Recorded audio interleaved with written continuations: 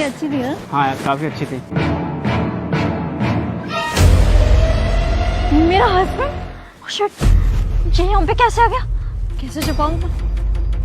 एक काम करो, तुम इसके अंदर जाके लेट जाओ। जाओ जल्दी।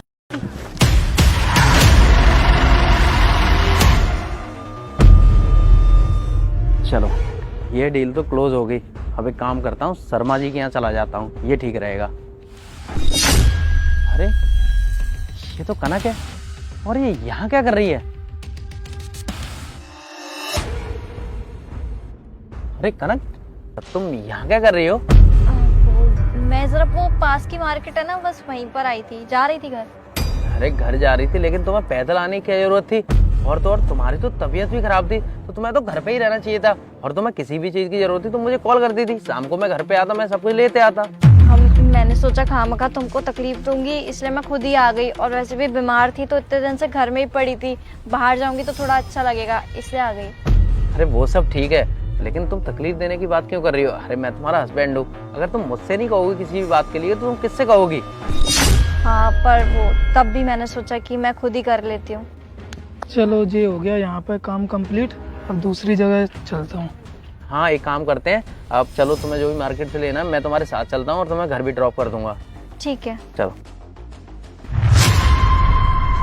अरे इंस्पेक्टर साहब, आप इसमें क्या कर रहे हो?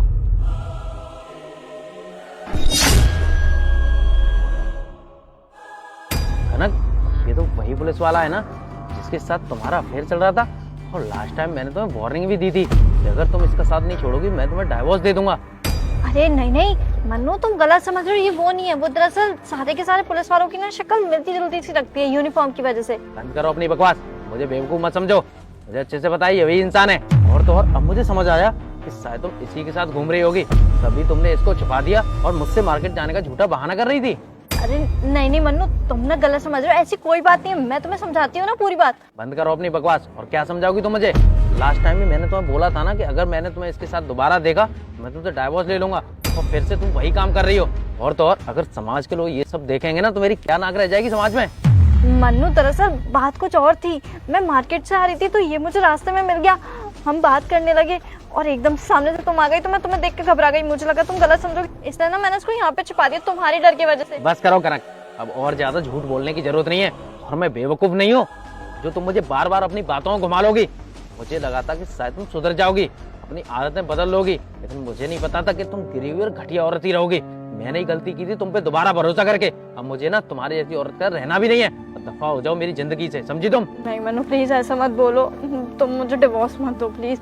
मैं मानती हूँ मैंने तुम्हारे साथ बहुत गलत किया, मैं माफी के लायक नहीं हूँ, मैं आज के बाद ऐसा कुछ भी नहीं करूंगी, प्लीज मुझे माफ कर दो। बस करो कनक, मैंने तुम्हें पहले ही बहुत माफ कर दिया है, अब मैं तुम्हें बिल्कुल भी माफ नहीं करूंगा, बिल्कुल भी ये गलतियां बर्दाश्त नहीं करूंगा, समझी तुम? और मैं तुम्हारे साथ अब रहूंगा भी नहीं, जल्दी जल्दी मैं तुम्हें डिवोर्स भी दे दूंगा, और रहो इसी अपने यार के साथ तुम। मन्नू प्लीज मेरे को एक मौका दे दो, एक मौका और दे दो प्लीज, मैं ऐसा कभी नहीं करूंगी। बस करो, मैं तुम्हें कोई और मौका नहीं देना चाहता, अपनी गलती को बार बार दोहराना नहीं चाहता, समझी तुम? और आज के बाद मुझे अपनी शक्ल भी मत दिखाना, जा रहा हूँ मैं यहाँ से। पर मन्नू मेरी बात